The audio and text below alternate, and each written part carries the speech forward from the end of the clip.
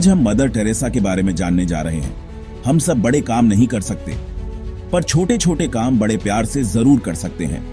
ये जबरदस्त बातें एक ऐसी महिला ने कही थी जिन्होंने अपनी पूरी जिंदगी गरीब से गरीब लोगों की सेवा में लगा दी। मदर टेरेसा, जिनका नाम निस्वार्थ सेवा और अटूट प्यार का प्रतीक है, आज भी दुनिया भर के लाखों लोगों को प्रेरित करती है। उनकी जिंदगी विश्वास और समर्पण की असाधारण शक्ति का प्रमाण है, जो हमें याद दिलाती है कि दया का सबसे छोटा काम भी दुनिया में बहुत बड़ा बदलाव ला सकता है। ये निबंध मदर टेरेसा के असाधारण जीवन और विरासत के बारे में है, जो उनके साधारण शुरुआत से लेकर दुनिया भर में प्यार और करुणा की प्रतीक बनने तक के सफर को दिखाता है। हम स्कोप्जे में उनके शुरुआती जीवन से लेकर भारत में सेवा करने के उनके बुलावे और मिशनरीज ऑफ चैरिटी की स्थापना तक के उनके रास्ते पर चलेंगे। बीमारों, मरने वालों और हाशिए पर रहने वालों की सेवा के प्रति उनके अटूट समर्पण ने उन्हें दुनिया भर में पहचान दिलाई, जिसकी परिणति नोबेल शांति पुरस्कार से हुई। 1910 में स्कोप्जे, नॉर्थ मैसेडोनिया में एग्नेस गोंजा बोयाझू के रूप में जन्मी मदर टेरेसा का शुरुआती जीवन गहरी आस्था और कम भाग्यशाली लोगों के प्रति गहरी सहानुभूति से भरा था।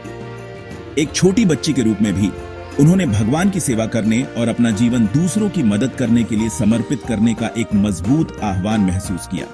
18 साल की छोटी उम्र में उन्होंने अपने परिवार और मातृभूमि को छोड़ने का जिंदगी बदल देने वाला फैसला किया और सिस्टर्स ऑफ लोरेटो में शामिल हो गई, जो एक आयरिश नन समुदाय है जो अपने मिशनरी काम के लिए जाना जाता है। इस साहसी फैसले ने उनके विश्वास और सेवा की असाधारण यात्रा की शुरुआत की। वह भारत आई, एक ऐसी धरती जो उनका घर और उनके जीवन के काम का केंद्र बन गई। भारत में उन्होंने एक नन के रूप में अपनी प्रतिज्ञा ली और मिशनरियों की संरक्षक संत सेंट थेरेस ऑफ लिसियो के नाम पर टेरेसा नाम चुना। सिस्टर टेरेसा के रूप में उन्होंने कोलकाता के सेंट मैरीज हाई स्कूल में एक शिक्षिका के रूप में अपना काम शुरू किया, जहां उन्होंने विशेषाधिकार प्राप्त पृष्ठभूमि की युवा लड़कियों को पढ़ाया।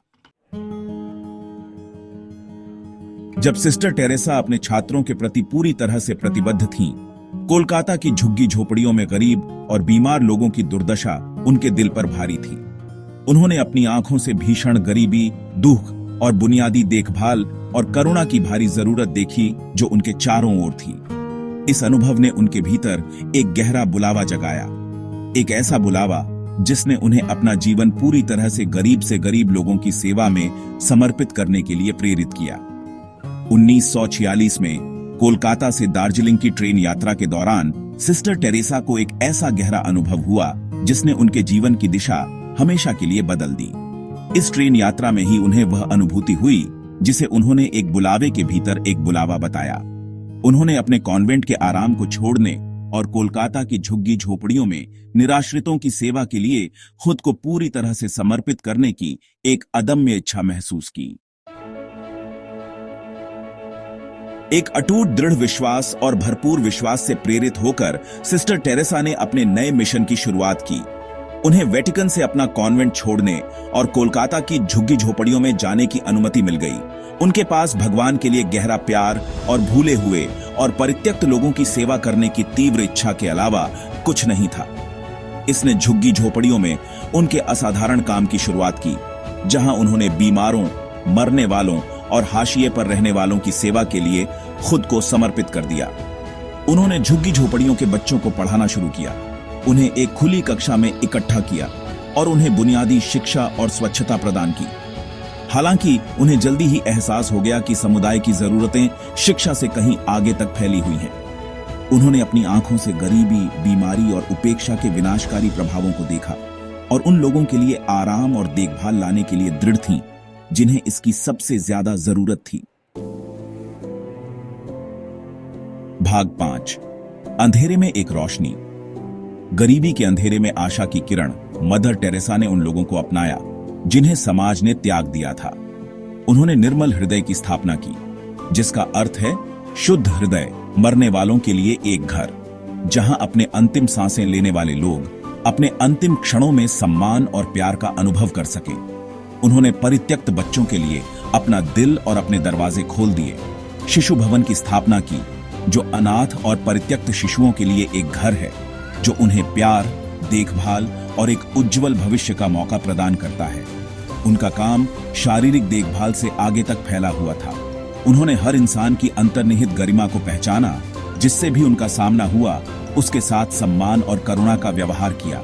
जीवन की पवित्रता में उनका अटूट विश्वास, चाहे उम्र, धर्म या सामाजिक स्थिति कुछ भी हो, हर कार्य में झलकता था। भाग 6, वैश्विक मान्यता और नोबेल शांति पुरस्कार। मदर टेरेसा के अटूट समर्पण और निस्वार्थ सेवा पर किसी का ध्यान नहीं गया। उनके काम ने दुनिया भर से ध्यान और प्रशंसा आकर्षित करना शुरू कर दिया। व्यक्ति और संगठन उनकी करुणा और प्रतिबद्धता से बहुत प्रभावित हुए। उन्होंने समर्थन की पेशकश की और अपने मिशन में योगदान देने के लिए अपना समय स्वेच्छा से दिया। 1979 में दुखों को कम करने और शांति को बढ़ावा देने के उनके अथक प्रयासों ने उन्हें दुनिया का सबसे प्रतिष्ठित सम्मान नोबेल शांति पुरस्कार दिलाया। अपने स्वीकृति भाषण में उन्होंने विनम्रतापूर्वक घोषणा की, मैं इस सम्मान के लायक नहीं हूं, और इस मंच का उपयोग गरीब और हाशिए पर रहने वालों की दुर्दशा पर प्रकाश डालने के लिए किया। अपने चरित्र के अनुसार उन्होंने पुरस्कार राशि का उपयोग अपने मिशन को आगे बढ़ाने, मिशनरीज ऑफ चैरिटी की पहुंच का विस्तार करने और जरूरतमंद लोगों की सेवा जारी रखने के लिए किया। भाग 7, द मिशनरीज ऑफ चैरिटी, करुणा की विरासत। मदर टेरेसा के अटूट समर्पण ने अनगिनत व्यक्तियों को सेवा के उनके मिशन में शामिल होने के लिए प्रेरित किया। उन्होंने मिशनरीज ऑफ चैरिटी की स्थापना की, जो रोमन कैथोलिक महिलाओं की एक मंडली है जो गरीब से गरीब लोगों की सेवा के लिए समर्पित है। पवित्रता, गरीबी और आज्ञाकारिता की प्रतिज्ञाओं से बंधी इन महिलाओं ने निस्वार्थ सेवा के जीवन के लिए खुद को प्रतिबद्ध किया। दुनिया भर के 130 से अधिक देशों में अथक परिश्रम किया।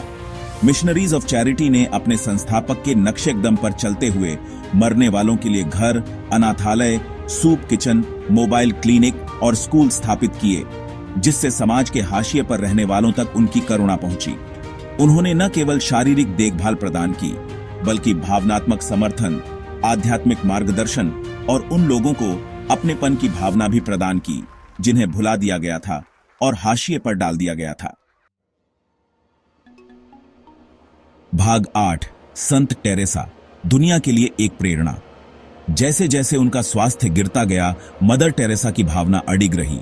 उनकी करुणा, उनका अटूट विश्वास और जरूरतमंद लोगों की सेवा के प्रति उनका अथक समर्पण दुनिया भर के लाखों लोगों को प्रेरित करता रहा। 5 सितंबर 1997 को उनका निधन हो गया। प्यार, सेवा और मानवीय दया की शक्ति में एक अटूट विश्वास की विरासत छोड़कर उनके असाधारण जीवन और दुनिया पर उनके गहरे प्रभाव को मान्यता देते हुए मदर टेरेसा को 2003 में पोप जॉन पॉल द्वितीय द्वारा धन्य घोषित किया गया था, जिससे उन्हें कलकत्ता की धन्य टेरेसा की उपाधि मिली। कैथोलिक चर्च की विहितकरण प्रक्रिया में इस महत्वपूर्ण कदम ने आशा की किरण और निस्वार्थ सेवा के प्रतीक के रूप में उनकी स्थिति को और मजबूत किया। 4 सितंबर 2016 को पोप फ्रांसिस ने आधिकारिक तौर पर मदर टेरेसा को संत घोषित किया। प्यार, करुणा और गरीब से गरीब लोगों की सेवा के प्रति उनके अटूट समर्पण की स्थायी विरासत को मान्यता दी। कलकत्ता की संत टेरेसा का जीवन और कार्य सभी धर्मों और पृष्ठभूमि के लोगों के लिए एक प्रेरणा का काम करता है, जो हमें प्यार और करुणा की परिवर्तनकारी शक्ति की याद दिलाता है। भाग 9, प्यार को कर्म से फैलाना। मदर टेरेसा का जीवन इस बात का प्रमाण था कि एक व्यक्ति दुनिया पर कितना असाधारण प्रभाव डाल सकता है।